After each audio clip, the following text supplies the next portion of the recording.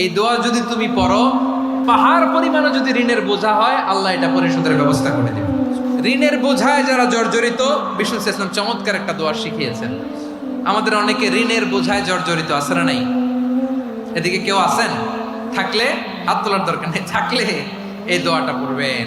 এক সাহাবীর নাম আবু উমামা, নামাজের ওয়াক্ত ছাড়া উনি মসজিদে যেয়ে বসে আছে। বিশ্বনবী বললেন, কিরে আবু উমামা, নামাজের তো ওয়াক্ত হয় নাই, মসজিদে কি? সাহাবী বলে, হুমুমুন লাজিমাতনি ওয়া দুয়ুন। নবী গো, ঋণের বোঝায় এমন টেনশনে আছি, ঘরে থাকতে পারলাম না, মসজিদে চলে আসছে। বিশ্বনবী বলেন, আমি কি তোমার এমন একটা দোয়া শিখাবো যেটা পড়লে আল্লাহ তাআলা তোমার ঋণের বোঝা হালকা করে দিবে? আবু উমামা বললেন, ইয়া রাসূলুল্লাহ, অবশ্যই শিখাবেন। বিশ্বনবী বললেন, তাহলে তুমি পড়বা, আল্লাহুম্মা ইন্নী আউযু বিকা মিনাল হাম্মি ওয়াল হাযান ওয়া আউযু বিকা মিনাল জুবনি ওয়াল বুখল ওয়া আউযু বিকা মিন গালাবাতিদ দাইনি ওয়া কাহরির রিজাল।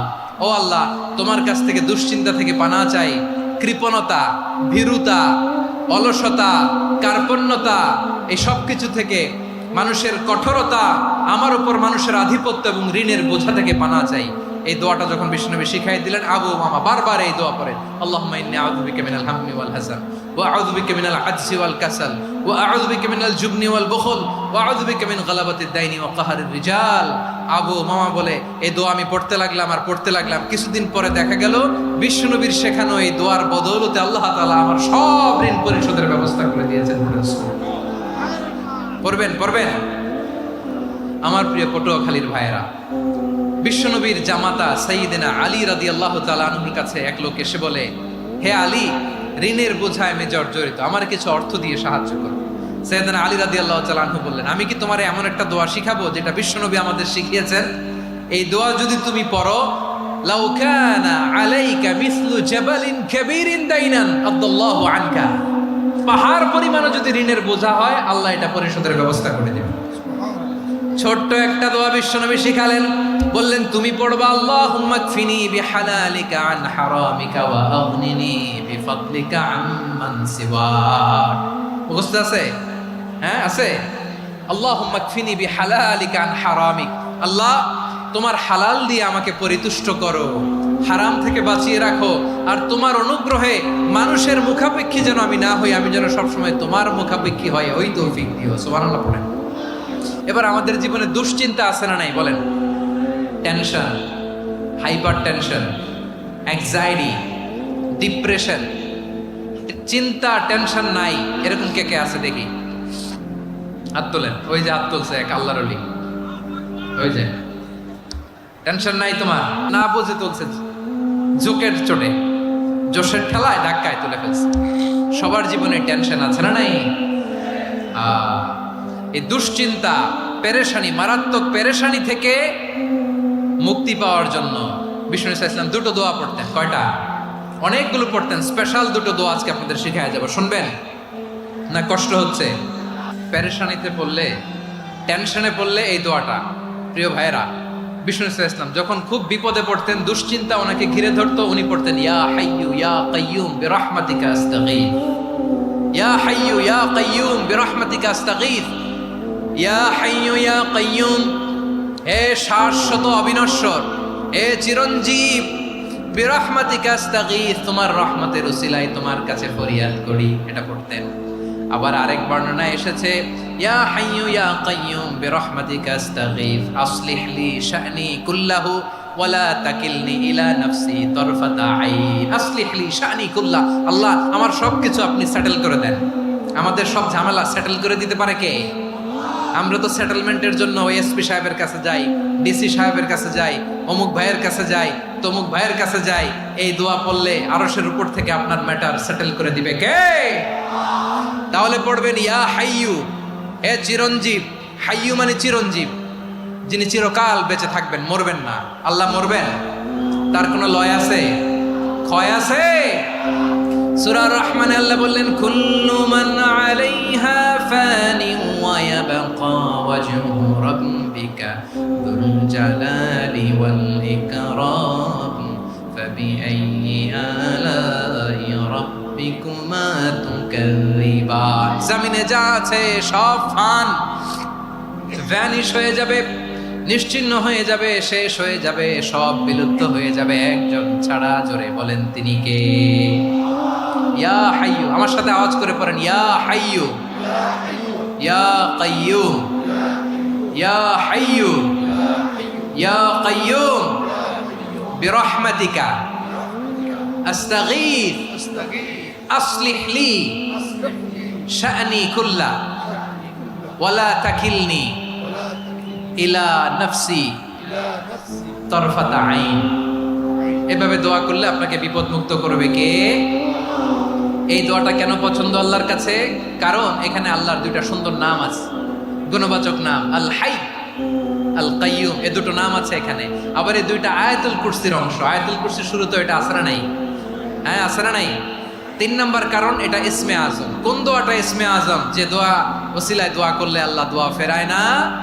অনেকগুলো মত আছে, সবচেয়ে ভ্যালিড মত হচ্ছে এটা, ইয়া হাইয়ু ইয়া কাইয়ুম, এর ওসিলা দিয়ে দোয়া করলে দোয়া কবুল করে কে?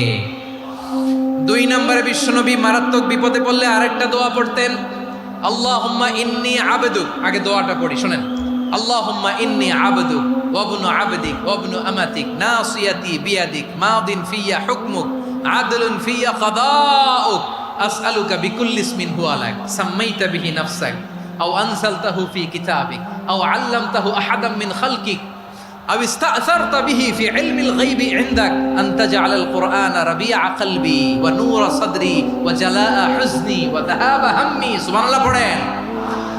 বিষ্ণু বলতেন, আল্লাহুম্মা ইন্নী আবদুক, ও আল্লাহ আমি আপনার গোলাম, ওয়া ইবনু আবদিক, গোলামের ঘরের গোলাম, ওয়া ইবনু আমাতিক, বাদীর ঘরের গোলাম। মানে আল্লাহ আমি আপনার গোলাম। আমার বাবা আব্দুল্লাহ ছিল আপনার গোলাম, আমার মা আমিনা ছিল আপনার বাদী। মানে আমরা গোলাম বংশের, সব গোলাম। নিজেরে এর চেয়ে আর ছোট করে আল্লাহর কাছে উপস্থাপন করা যায় আমার ভাইরা? কথা কি বুঝতেছেন? নিজেকে এর চাইতে ছোট, নগণ্য আর তুচ্ছ করে আল্লাহর সাথে প্রেজেন্ট করা যায়? বিশ্বনবী বললেন, ও আল্লাহ আমি আপনার গোলাম, গোলামের ঘরের গোলাম, দাসীর ঘরের গোলাম, নাসিয়াতি বিয়াদিক, আমার মাথার চুলের ছুটি আপনার হাতের মুঠোয়। আপনি ডানে টান দিলে আমি ডানে যেতে বাধ্য, আপনি বাঁয়ে টান দিলে বাঁয়ে যেতে বাধ্য। সুবহানাল্লাহ বলেন। পিছনে 2-1 ভাই দাঁড়ালেন কেন? হ্যাঁ বসুন, জায়গা চেঞ্জ করতেছে, সেই দুপুর থেকে বসে আছে আমি জানি। মাশাআল্লাহ, কেউ 2-1 বেরিয়েছে, গ্যাপ পূরণ করতেছে, মাশাআল্লাহ। পড়েন সুবহানাল্লাহ আলহামদুলিল্লাহ লা ইলাহা ইল্লাল্লাহ মুহাম্মাদুর রাসূলুল্লাহ সাল্লাল্লাহু আলাইহি ওয়াসাল্লাম। বিশ্বনবী বললেন, আল্লাহ আমার মাথার চুলের ঝুঁটি আপনার হাতের মুঠোয়। আচ্ছা, এইভাবে কাকে ধরা হয়? যে খুব ছোট, ঠিক কি না? নিজেকে কত ছোট করলেন বিশ্বনবী।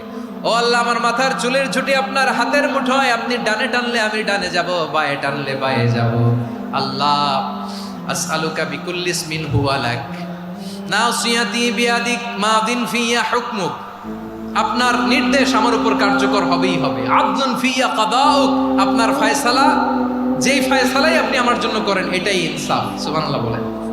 আমরা আল্লাহর ফয়সালায় সন্তুষ্ট হতে চাই না। কত কমপ্লেইন, আল্লাহ তুমি এটা দিলা না, ওইটা পাইলাম না, ওইটা হইল না রে, এরকম অভিযোগ, কমপ্লেইন আমাদের আছে না নাই? আর বিশ্বনবী বলতেন, আদলুন ফিয়া কাদাউক, আল্লাহ আমার জন্য তোমার যেটা ফয়সালা এটাই সবচেয়ে শ্রেষ্ঠ ইনসাফ, এর চেয়ে ইনসাফ আর হতে পারে? এভাবে কায় মনোবাক্যে আল্লাহর কাছে বিশ্বনবী দোয়া করতেন।